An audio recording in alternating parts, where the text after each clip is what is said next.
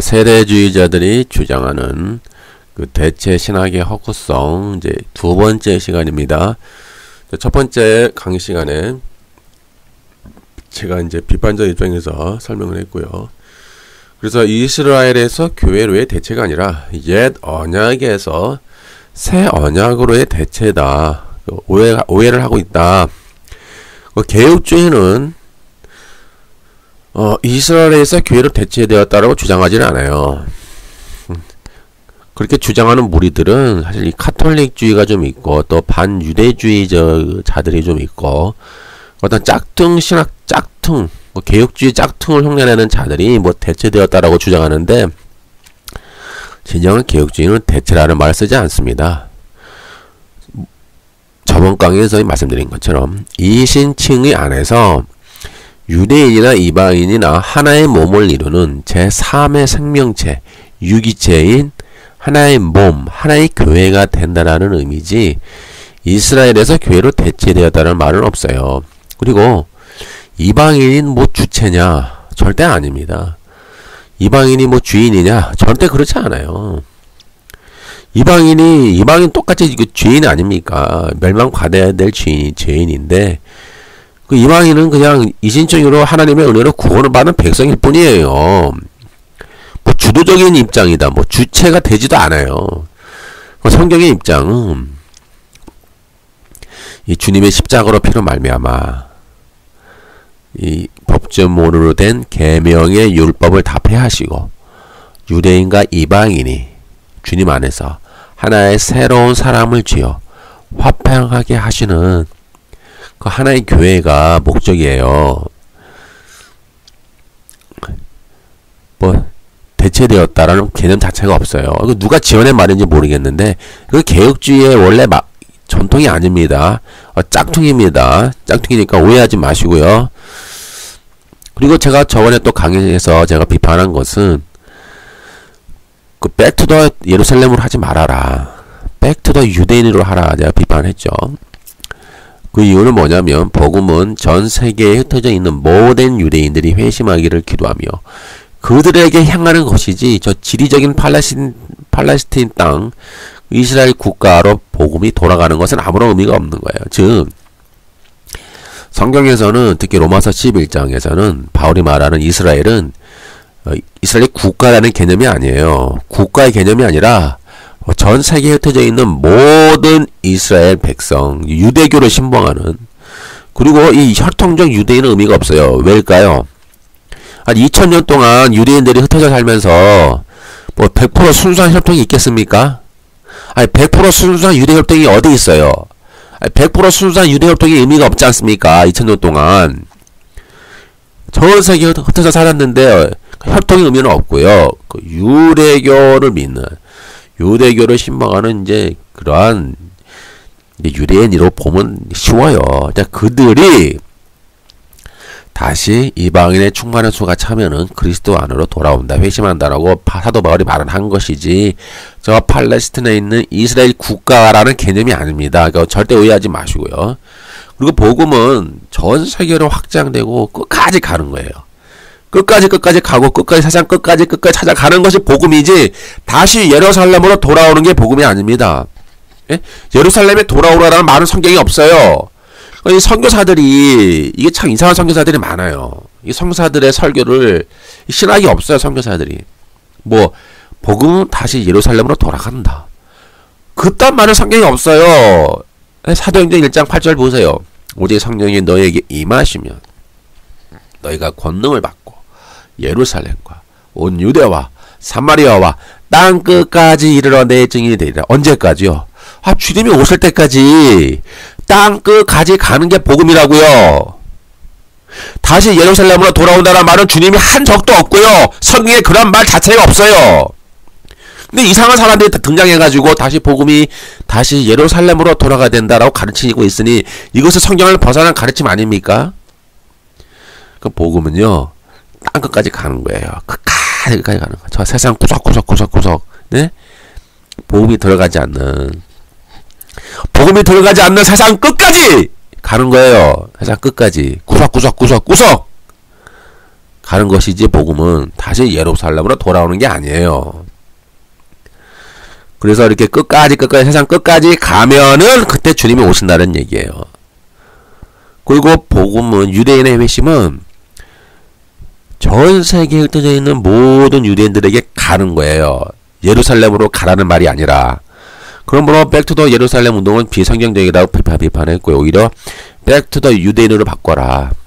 유대인이 전 세계에 흩어져 있지 않느냐? 그러면 전 세계에 흩어져 있는 모든 유대인으로 가라 이 말이에요. 자, 이렇게 비판했죠. 이 대체 신학이라고 하면은 개혁주의 전통이 아니다. 이렇게 제가 말씀드렸고요. 이것은 짝퉁의 가르침이고 개혁주의를 흉내내는 짝퉁이 있어요. 많이 있어요. 오해하지 마시고요.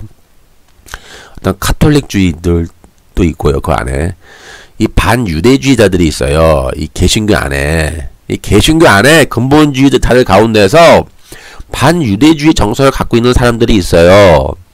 그러니까 그들이 주장하는 것이 대체 신학이지 개혁주의가 대체 신학을 말하진 않습니다. 오해하지 마세요. 두 번째 시간은 이제 히브리서 8장을 잠깐 보려고 그래요. 히브리서 8장을 볼 건데요. 길게 안 볼게요. 히브리서 8장이 왜 중요하냐면은 이스라엘에서 교회의 대체가 아니라 옛 언약에서 새 언약으로 대체되었다라고 말하기 때문에 그래요. 그러니까 성경에서 말하는 것은 옛 언약에서 새 언약으로 바뀌었다. 예수님을 통하여 새 언약으로 바뀌었지 이스라엘에서 교회로 대체되었다는 말은 없어요. 그러니까 이런 말을 쓰는 사람은 이 반유대주의자들이고 이 짝퉁이죠. 짝퉁. 그들이지 개혁주의 전통이 아닙니다. 개혁주의는 이 대체라는 말을 안 써요. 아까도 말씀드린 것처럼 이 신층의 안에서 유대인과 이방인이 하나가 되는 거야. 하나. 원소가 된 모든 막힌 나무를 허물어 버리고 하나가 돼서 하나의 몸, 하나의 새로운 몸, 주님의 몸, 그리스도의 몸이 되는 것이지 대체라는 말을 쓰지 않아요. 그리고 이방인 교회가 뭐 주도적이다 그런 거 없어요. 주도적일 수가 없는 거예요. 왜요? 교회는 하나니까. 이방인 교회 있고 유대인 교회 따로 있고 뭐 어느 교회 따로 있고 어느 교회 따로 있고 교회가 분리될 수가 없는 거죠. 하나의 교회란 말이에요. 전 세계에는 오직 주님을 기초로 한 주의 십자가의 그리스도의 피를 통한 오직 하나의 교회만 있는 거예요. 때문에 뭐 이방인 교회가 뭐 우월하다, 뭐 대체됐다, 그따위 식의 그 짝퉁 신앙이고 그것은 잘못된 가르침이죠. 그건 개혁주의 전통이 아닙니다. 그래서 지금 이 시간은 잠깐 히브리서 8장을 보려고 그래요. 그래서 히브리서 8장을 통해서 이스라엘에서 교회로 대체가 아니라 옛 언약에서 새 언약으로 대체가 되었다라는 것을 제가 강조하는 거예요. 그러니까 그 세대주의자들이 한번 잘 들어보세요. 그리고 짝퉁, 이 개혁주의 흉내내는 짝퉁들을 잘 들어보세요. 옛 언약을, 그리고 성경에 보면은 옛 언약을 폐지했다 그런 말이 많이 나오잖아요. 폐지했다, 뭐 옛 언약은 뭐 완전하지 않았다. 그런 뜻은 뭐냐면은 옛 언약을 주님이 완성하고 성취하여 새 언약으로 이렇게 완전케 하셨다는 의미지 옛 언약 자체가 아무 쓸모가 없고, 그래서 옛 언약을 완전히 완전히 몹쓸 놈 취급해서 완전히 폐지하고 뭐 새 언약으로 뭐 어떤 새로운 거, 어떤 새로운 또 다른 것을 새롭게 만들었다는 개념이 아니라 원래 이 옛 언약과 새 언약은 같은 맥락이에요. 예. 다만 주님의 오심을 곧 성취하고 완성하신 것이죠. 옛 언약은 하나의 그림자잖아요. 참 형상이 아닐 뿐이지 옛 언약 자체가 나쁜 거, 옛 언약은 뭐 잘못된 거, 옛 언약은 뭐 악한 거, 그것이 아니에요. 오해하지 마세요. 왜냐하면 옛 언약 하에서도 사람 믿음으로 구원을 얻었어요. 아브라함처럼. 아브라함도 믿음으로 칭의를 얻었지 않습니까? 그 옛 언약하에서 사람들이 뭐 동물 제사를 드리고 뭐 율법을 지킴으로 말미암아 그들이 사실 율법도 행위 구원이 아니라 언약적 의무예요. 이미 은혜를 구원 백성이 지켜야 될 언약적 의무가 원래 옛 언약에서의 그 전통이라 이 말이에요. 원래 전통이, 오리지널 전통이. 때문에 옛 언약하에서도 다 믿음으로 구원을 얻은 거예요. 구원을 우리가 율법의 행위로 구원을 얻는다는 말은 성경 자체가 없고요. 구약에도 그런 말이 없어요. 옛 언약, 구약이 옛 언약이잖아요. 옛 언약도 다 은혜로 구원받았어요. 믿음과 은혜. 보세요, 성경을 제대로 보시라고요. 그러나 문제는 뭐냐? 옛 언약은 그냥 장래일의 그림자, 참 형상이 아니기 때문에, 참 형상이요 율법의 본질인 주님이 오셔서 새 언약으로 완전하게 완성하셨다라는 의미예요. 때문에 지금 유대인들이 말이죠. 유대인들에서 교회로 대체되었다는 말이 아니라 그 유대인들이 이제 그리스도가 오셔서 완성한 그 새 언약으로 들어오면 되는 거예요. 대체라는 말이 없어요. 그러니까 유대인들이, 이스라엘 사람들이 그리스도가 오시어 완성하신 그 새 언약의 믿음으로 들어오면 돼요. 이렇게. 그 주님이 공감복음에서 이스라엘 집에 잃어버린 양들을 향해서 계속 이스라엘 백성들에게 복음을 전했잖아요. 회개하라. 천국이 가까이 왔다. 너희 그 안에 들어와라.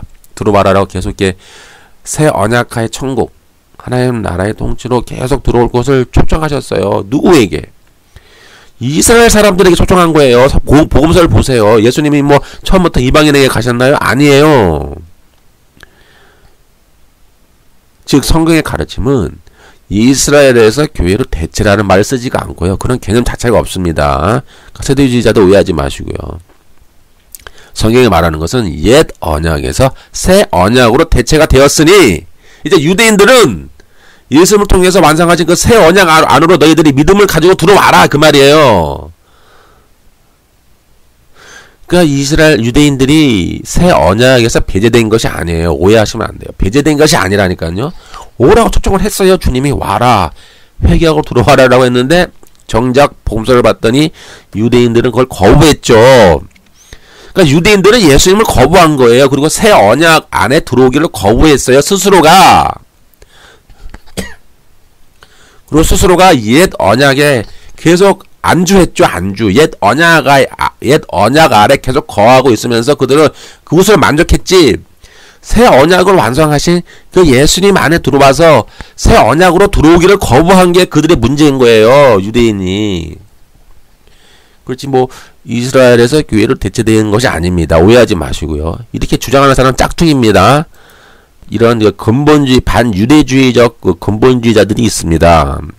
그들이 이렇게 말하는 거지 원래 개혁주의 전통은 아니에요. 그럼 잠깐 볼게요. 복잡해도요. 여러분들이 히브리서 8장을 좀 봐야 돼요. 그러니까 제가 조금 할게요. 그럼 잠깐 좀 지루하시더라도 한번 들어보세요. 그래서 히브리서 8장 1절에서 5절에 보면은 이제 새 언약의 대제사장으로 오신 예수 그리스도가 나와요.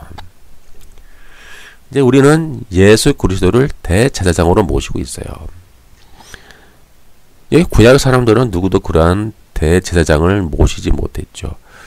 그 당시에 있었던 모든 구약에 있었던 모든 제사장들은 이 그리스도, 이 대제사장의 모형이요 그림자라는 사실이에요. 그러면 이런 진정한 대제사장은 지금 어디에 계실까요? 하늘의 보좌 우편에 앉아 있잖아요. 1절.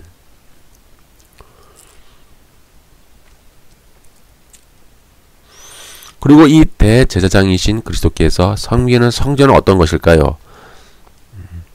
성전의 외부에는 그리스도의 죽음과 희생을 상징하는 또 제물을 드리는 제단이 있었죠. 그리고 휘장 안의 내부는 사역자께서 하늘에서 사람을 위하여 또 중보하고 계심을 상징하는 것이 있었어요. 그래서 그리스도께서는 참 장막인 참 성전인 자신의 몸으로 영원한 속죄 사역을 마치신 다음 하늘에 있는 참 장막이며 성소 중에 성소에서 지금 사역하고 계시는 거예요. 그리스도는 지금도 하늘에서 자신의 위대한 통치권을 발휘하고 계시고 또 그 하늘에 있는 교회의 대제사장으로 주님은 일하시고 계시는 것이죠. 그래서 옛 언약하에서 볼 때에 예수님은 자신의 몸을 하나님께 바치는 영원한 제물로 드림으로써 자신의 몸을 강력한 속죄의 제물로 하나님께 드렸어요. 그리고 이제 그리스도는 하늘에서 그러한 제사장직을 수행하고 계시죠. 그리고 이 땅에서 희생 사역을 마치셔서 이제 자신의 의를 하나님께 드리시고 인간을 위한 중보 사역을 하시기 위해 그분은 하늘에서 지금 사역하고 계십니다. 그리고 이제 6절에서 13절에 보면은 이제 비교가 나와요. 옛 언약과 새 언약의 비교가 나오죠. 이 옛 언약은 시내산에서 유대인들의 조상에게 주신 것이죠. 9절. 이 언약은 완전한 것이 아니라 흠이 있는 것이었어요. 원래 언약 그 자체는 완전하고 하나님의 완전하고 온전한 언약이었지만 그러나 복음에 비하여 볼 때는 매우 불완전한 것이었죠. 그리고 이 언약은 확실하지도 또 든든하지도 않았어요. 그리고 이 옛 언약은 낡고 쇠퇴하고 퇴색하기 시작했죠. 그럼 새 언약은 이런 첫 언약보다 더 좋은 약속이에요. 이 언약은 더 좋은 약속 위에 그 터를 두고 있죠. 그리고 그런 약속 안에 은혜와 우리 거룩함을 증진시키고 하늘나라의 영광과 축복을 누리게 한다는 약속이 들어있어요. 이것이 바로 새 언약이고 이런 새 언약은 그것을 붙드는 모든 사람들에게 하나님의 성령이 임재하시고 성령을 통한 새로운 언약이에요. 그 영원하고 새로운 언약이죠. 그래서 새 언약의 특징은 성령입니다. 성령이 오셔서 그 백성들의 마음에 하나님이 직접 하나님의 계명을 새겨주시고 또 새로운 마음을 주시고 성령을 부어주셔서 하나님의 뜻을 스스로 행하게 만드시겠다고 이미 말씀하고 있죠.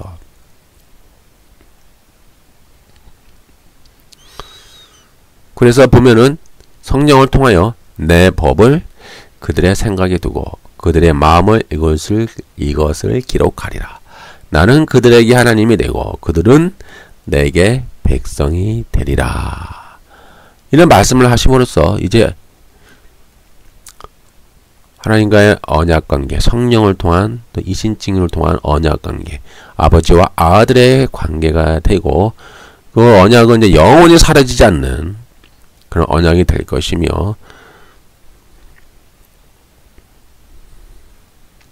하나님께서 직접 충분한 은혜를 채우시고 사랑으로 이 모든 의무를 수행할 수 있도록 성령을 통하여 우리에게 역사하신다라고 하는 사실입니다. 그리고 이러한 새 언약 하에서는 백성들이 하나님을 더욱더 잘 알게 된다라고 말씀하고 있어요. 그래서 사람이 다른 이웃 사람에게 하나님의 지식을 가르칠 필요가 없는 거예요. 하나님이 직접 하나님을 알아갈 수 있도록 성령을 통하여 우리에게 하나님에 대한 지식을 직접 가르쳐 주신다라고 말씀하고 있는 것이죠. 그리고 또한 하나님께서 우리의 불의를 긍휼히 여기시고 우리들의 죄를 영원히 다시 기억하지 아니하는다라고 하는 그런 특징을 이런 새 언약은 가지고 있습니다. 이런 죄사함은 값없이 거저 주시는 것이죠. 사람의 어떤 공로의 대가가 아니라 하나님이 하늘의 구원을 우리에게 또 하늘의 용서를 우리에게 더듬혀 주시고 우리에게 부어 주시는 거예요. 이것은 하나님의 은혜와 용서와 하나님의 사랑과 자비에서 나온 것이며 이러한 사죄는 확실한 것이고 또한 죄에 대한 용서는 최종적인 것이기 때문에 하나님께서는 더 이상 그 죄에 대하여 기억하지 않으십니다.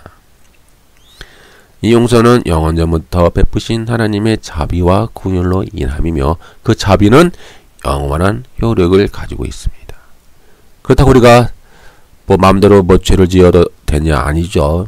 성경은 계속 말하기를 너희가 성령을 따라 행하여 너희 안에 있는 죄성, 육신의 정욕, 죄의 정욕을 죽이고 세상의 죄악과 싸우며 너희 안에 성령의 열매를 계속 맺어야 된다. 착한 삶의 열매, 선한 삶의 열매, 거룩한 하나님처럼 너희는 하나님을 닮아가야 된다. 왜요? 우리 인간의 힘으로는 될 수가 없는데 성령께서 너에게 일을 행하시니 너희가 성령을 따라 행하라. 성령을 쫓아 행하라.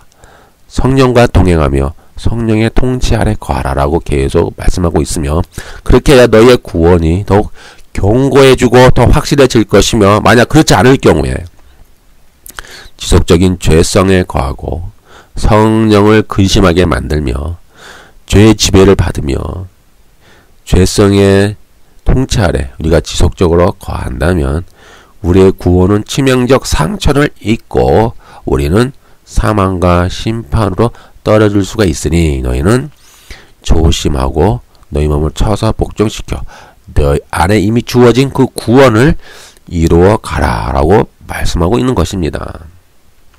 때문에 결론 내립니다.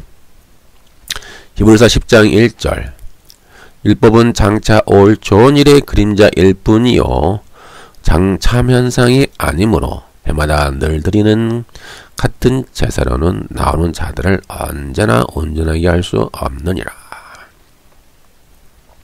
따라서 이제 전 세계에 흩어져 있는 유대인들이 이러한 새 언약의 대제사장이신 그리스도에 대한 믿음만을 통해서 오직 그 믿음만을 통해서 구원을 얻습니다. 그리고 민족의 죄를 속죄하기 위해서 다시 성전을 짓고 다시 구약의 제사를 드리는 일은 없습니다. 다시는 없습니다. 그리고 다시 구약의 어떤 절기를 지키거나 구약의 안식일을 지키거나 다시 구약의 율법으로 돌아가는 일은 없습니다. 이 점 유의하세요. 이 세대주의자들 자꾸 그렇게 주장하거든요.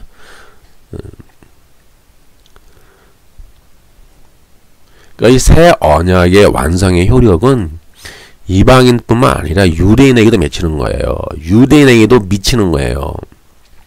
이 새 언약 안에서 모든 율법을 완성하신 주님이기 때문에 다시 유대 민족의 죄를 속죄하기 위해 다시 유대인들이 피의 제사, 동물의 제사를 드릴 필요가 없는 거예요. 다시 구약의 뭐 절기법 드릴 필요가 없어요. 다 주님이 완성하셨어요. 절기법을. 음식법 다 완성하셨어요. 안식일법 다 완성하셨어요.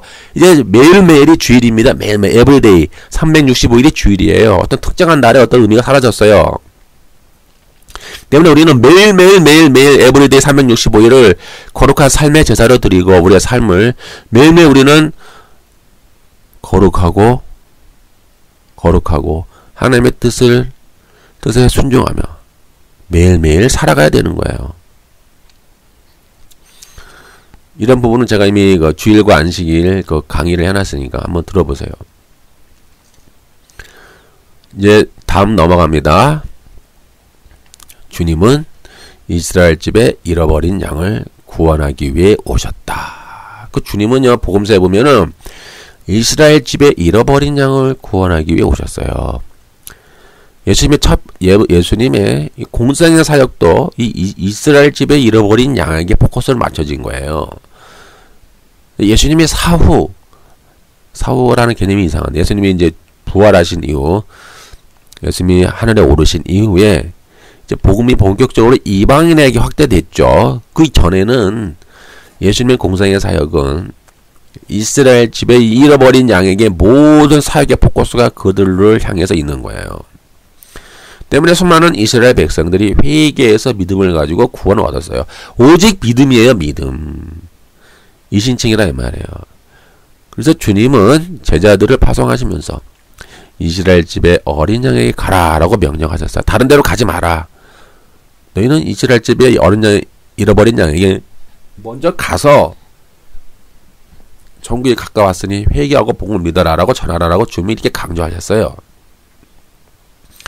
그 주님이 말씀하시기를 마태복음 15장 24절 예수께서 대답하여 이르시되 나는 이스라엘 집에 잃어버린 양 외에는 다른 데로 보내심을 받지 아니하였노라 하시니 이렇게 말씀하고 있는 거예요.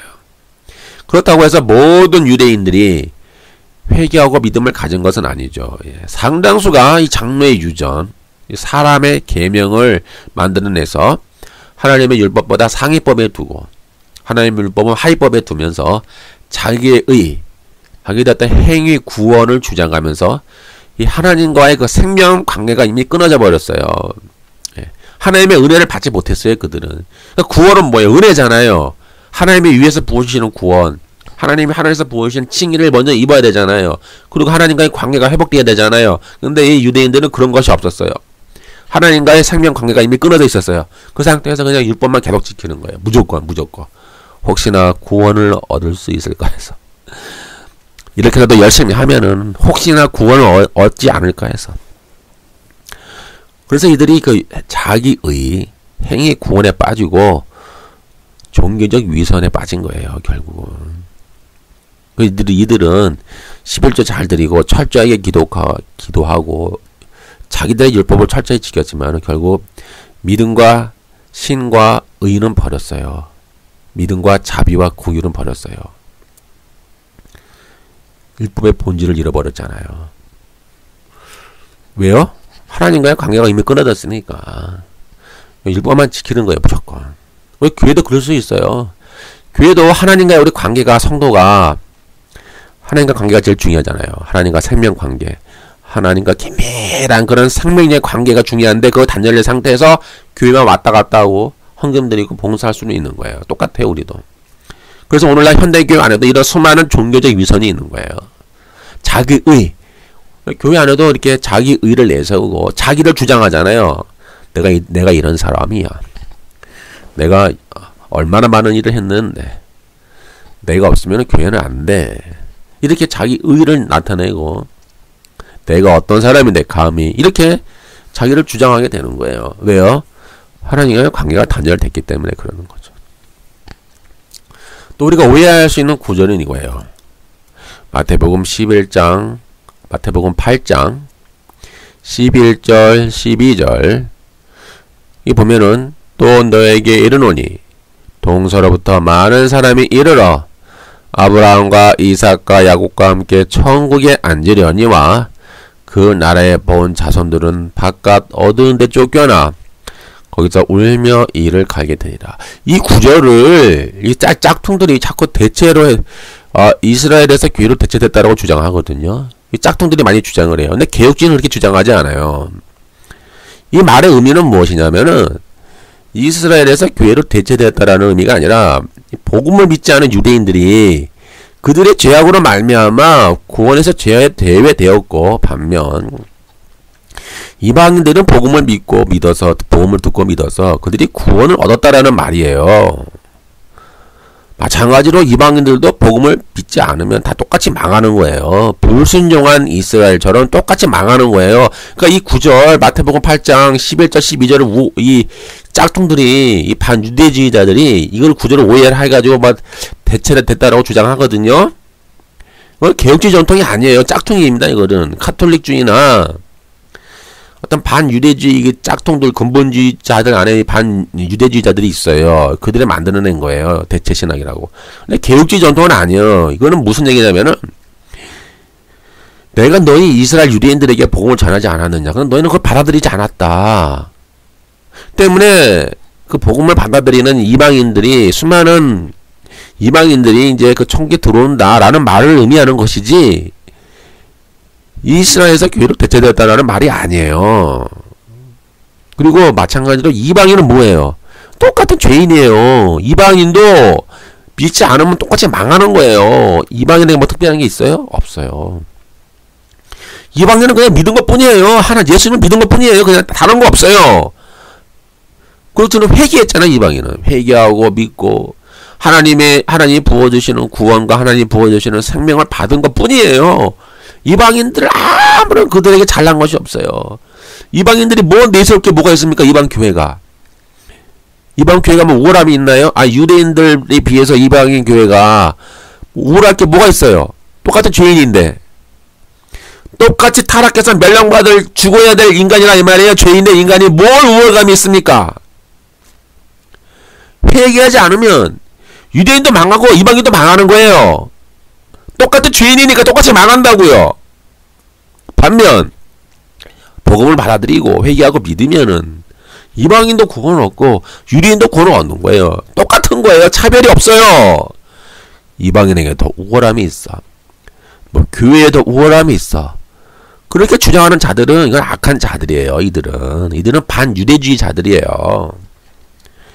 개혁주의가 아니에요. 복음 앞에는요 우월한 거 없어요. 다 똑같은 죄인이에요. 이방인도 타락한 죄인이라고. 이방인이요 더러운 죄인이에요. 이 방송을 듣고 있는 여러분들도 마찬가지예요. 제 강의를 듣고 있는 여러분들도 더러운 죄인이었다고요. 타락한 죄인이었다고요. 그러나 하나님의 은혜와 용서로 우리가 구원을 얻은 것 뿐이에요.